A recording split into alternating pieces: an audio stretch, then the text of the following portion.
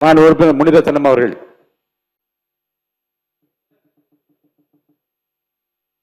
மாண்புமிகு பேரவைத் தலைவர் அவர்களே, காஞ்சிபுரம் மாவட்டம் உத்தரம்பு சட்டமன்ற தொகுதிக்குட்பட்டு 100க்கும் மேற்பட்ட கல்குவாரிகள் இயங்கி வருகின்றன. அதனால் பொதுமக்களுக்கு ஏற்படும் பாதிப்புகள் நாளுக்கு நாள் அதிகமாகிக் கொண்டிருக்கிறது. குறிப்பாக சொன்னால் தோட்டநாவல், ஆலஞ்சேரி, பேரணங்கல்லூர், பழத்தோடு, பழவேரி, மாகரல் போன்ற பகுதியில் நிறைய கல்குவாரிகள் இருக்கு. அதனால் விபத்துகள் அதிகப்படியாக ஏற்படுகிறது. அங்கங்கே விவசாய நிலங்கள் இந்த கற்கள் விடுது, பாதிப்பு ஏற்படுது. அதனால் நடவடிக்கை எடுக்குமாறு கேட்டு அமர்கிறேன். நன்றி. 2026-27 ஆண்டுக்கான மீதி நாளைக்கு உறுப்பினர் வைத்தியலிங்கம். மாண்புமிகு பேரவைத் தலைவர் அவர்களே, பெரம்பலூர்ல வடக்குமாதேவி சாலையில் அருணாச்சலம் என்பவருடைய டீ கடையில் கேஸ் கசிவு ஏற்பட்டு விபத்து ஏற்பட்டு 16 பேர் மருத்துவமனைக்கு சென்று 7 பேர் இதுவரைக்கும் உயிரிழந்திருக்காங்க. 10 பேர் இன்னும் மருத்துவமனையில் இருக்காங்க. அவர்களுக்கு அரசு 2,10,000 ரூபாய் நிதி கொடுத்திருக்காங்க முதல் கட்டமா. அதை கூடுதலாக, ஏன்னா எல்லா அன்றாட கூலிகள் ரொம்ப ஏழ்மை நிலை, வறுமைக்கு கீழே உள்ளவர்கள், அவர்களுக்கு அரசு உதவித்தொகை அதிகமாக வழங்குமாறு அரசின் கவனத்தை ஈர்த்து அமைகிறேன். நன்றி. வணக்கம். உறுப்பினர் ரகுபதி அவர்கள்.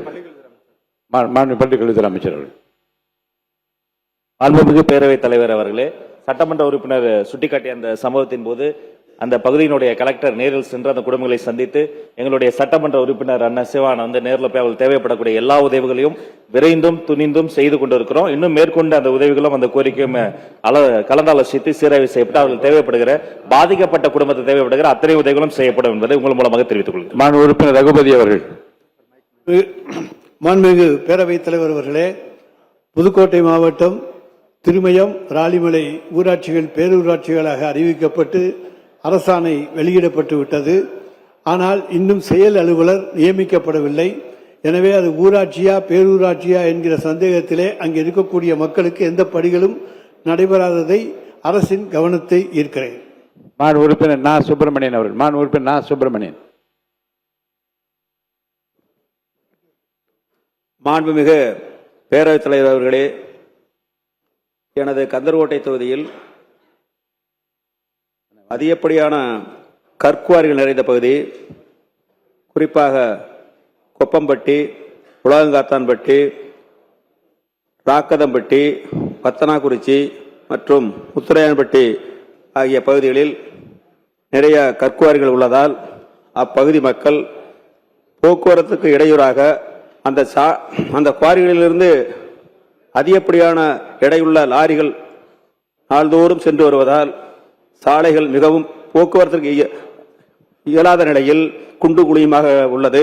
அச்சாலைகளை அரசு சீர் செய்து தர முன்வருமா என உங்கள் வாயிலாக கேட்டாமகிறேன். மாண்புமிகு தொழிலாளர் நலத்துறை அமைச்சர், நீங்க பதில்.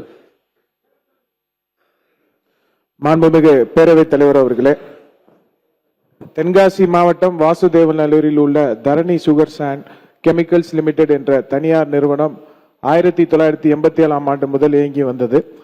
இவ்வகையில் நிர்வாக காரணங்களால் 27/7/2021 முதல் உற்பத்தி நிறுத்தம் செய்யப்பட்டு இந்நிறுவனம் பேங்க் ஆஃப் இந்தியா வங்கியில் வாங்கிய கடனை திரும்ப செலுத்தாததால் நேஷனல் கம்பெனி லா ட்ரிபியூனல் கட்டுப்பாட்டுக்குள் 29/7/2021 அன்று வரவைக்கப்பட்டது.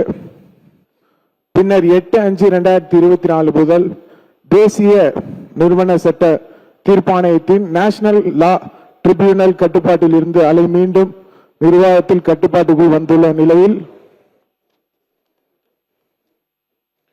நிர்வாகத்தின் லே ஆஃப் நடவடிக்கை 2026 ஆண்டு மே, ஜூன் மற்றும் ஜூலை மாதங்களுக்கு ஊதியம் வழங்கப்படாதை எதிர்த்து தொழிலாளர்கள் 19/8/2026 முதல் தொழிற்சாலை நுழைவாயிலில் தொடர் போராட்டம் ஈடுபட்டு வருகின்றனர்.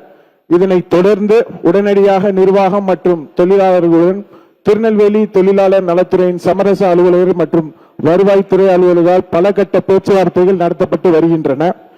இதன் அடிப்படையில் மீதமுள்ள 2 மாத ஊதிய நிலுவைத் தொகையை உடனடியாக நிர்வாகம் வழங்க வேண்டும் என வலியுறுத்தி வருகின்றது. நிர்வாகத்தின் சார்பாக PF பங்கு தொகை செலுத்தப்படாது தொடர்பாக திருநெல்வேலி மண்டல தொழிலாளர் வருங்கால வைப்பு நிதி ஆணையர் அவர்களால் நடவடிக்கை எடுக்கப்பட்டு வருகிறது. தொழிலாளர்களுக்கு ஊதிய நிலுவை உள்ளிட்ட கோரிக்கையில் சுமூகமாக தீர்வு காண தொழிலாளர் நலத்துறை சார்பாக விரைவில் நடவடிக்கை எடுக்கப்படும் என்பதை தெரிவித்துக் கொள்கிறேன். நன்றி.